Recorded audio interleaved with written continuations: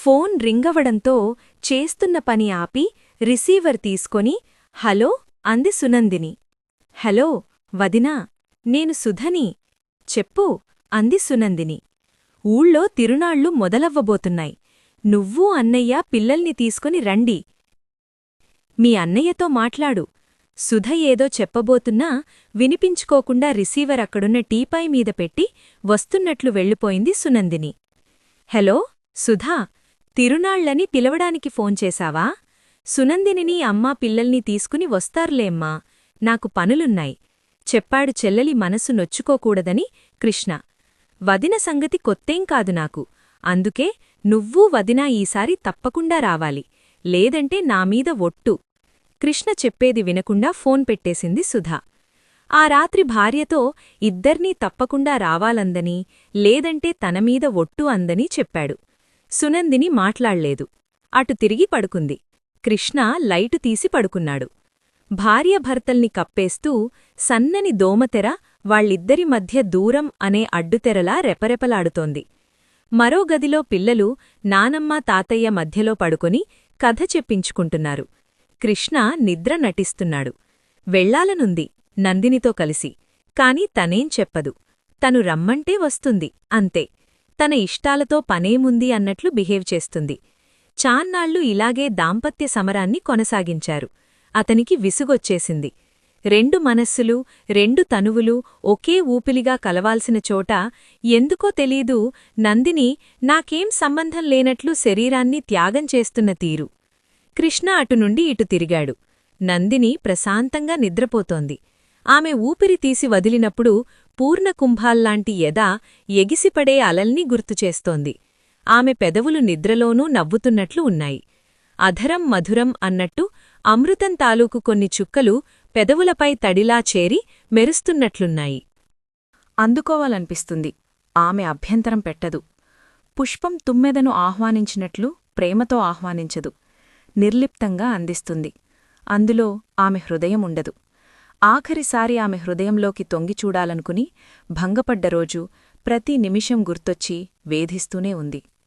రెండవసారి తల్లిగా మారిన సునందిని ఎప్పుడూ కనిపించినంత అందంగా కనిపించి అతని మతిని పోగొట్టింది. బాబుకి 21వ రోజు బారసాలయింది.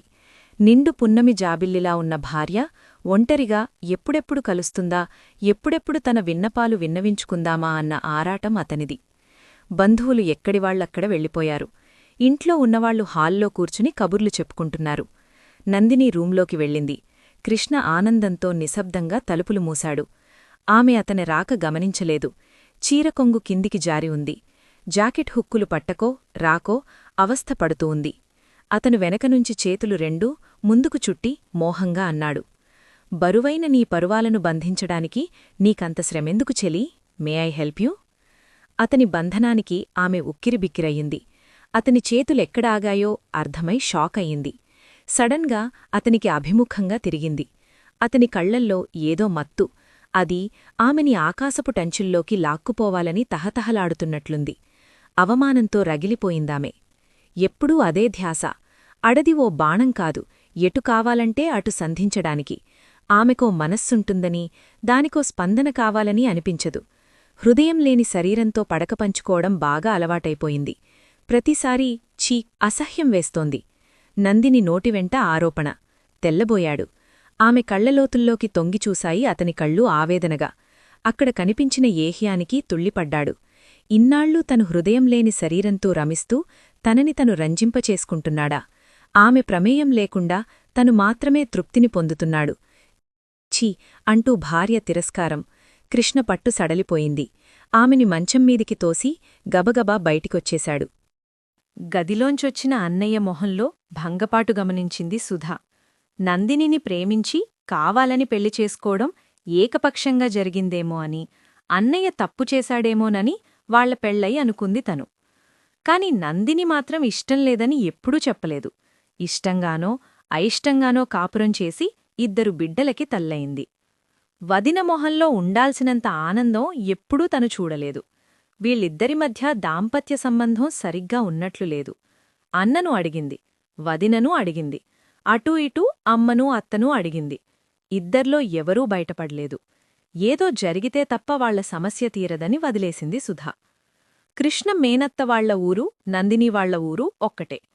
ఓసారి తిరునాళ్లలో నందినిని చూసి మనసు పారేసుకున్నాడు. నిజానికి మేనత్త కూతురు ప్రశాంతితో అతని పెళ్లిని పెద్దవాళ్లనుకున్నారు. సునందినిని చూశాక ప్రశాంతిని ఆహ్వానించలేకపోయాడు కృష్ణ. ఆ విషయం ప్రశాంతితో ముందు చెప్పాడు.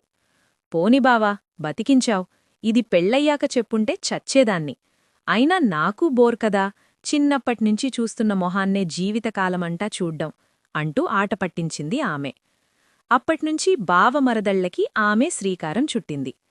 అవసరం ఉన్నా లేకపోయినా బావ వచ్చిన ప్రతిసారీ నందినిని పిలుచుకువచ్చేది. కావాలని బావ గొప్పలు చెప్పేది. ఈ సోదంతా నాకెందుకే, నేను డిగ్రీ తర్వాత మాస్టర్ డిగ్రీ చేయడానికి మా మావయ్య వాళ్ల ఊరు వెళ్తున్నాను. ఈ కబుర్లన్నీ మరెవరికైనా చెప్పుకో అంటూ తేల్చేసింది నందిని ఓసారి. కృష్ణ ఉసూరుమన్నాడు. అతను ఇంటర్తో చదువు ఆపేసి వ్యవసాయంలోకి అడుగుపెట్టినవాడు. ఆమె చదువుతన్న వేరే ఆలోచన లేనట్టు చెప్పేసింది. అకస్మాత్తుగా సుధని నందిని అన్నయ్య భాస్కర్కి అడగడానికి వచ్చినప్పుడు వాళ్ల అమ్మాయి నందినిని అడగమని చెప్పాడు కృష్ణ. అలా ఉండిపోయిందనుకున్న ప్రేమ సముద్రంలా ఉప్పెనై ముందుకు వచ్చి నిలబడింది. వాళ్లు ఎక్కువసేపు ఆలోచించలేదు. కృష్ణ నెమ్మది, అతడు వ్యవసాయం చేస్తున్న తీరుకి వాళ్లు ముచ్చటపడిపోయారు. ఎక్కువగా ఆలోచించకుండానే, నందినిని అడగకుండానే తాంబూలాలు మార్చేసుకున్నారు. కథ నచ్చితే లైక్ చేయండి, మిత్రులతో షేర్ చేయండి.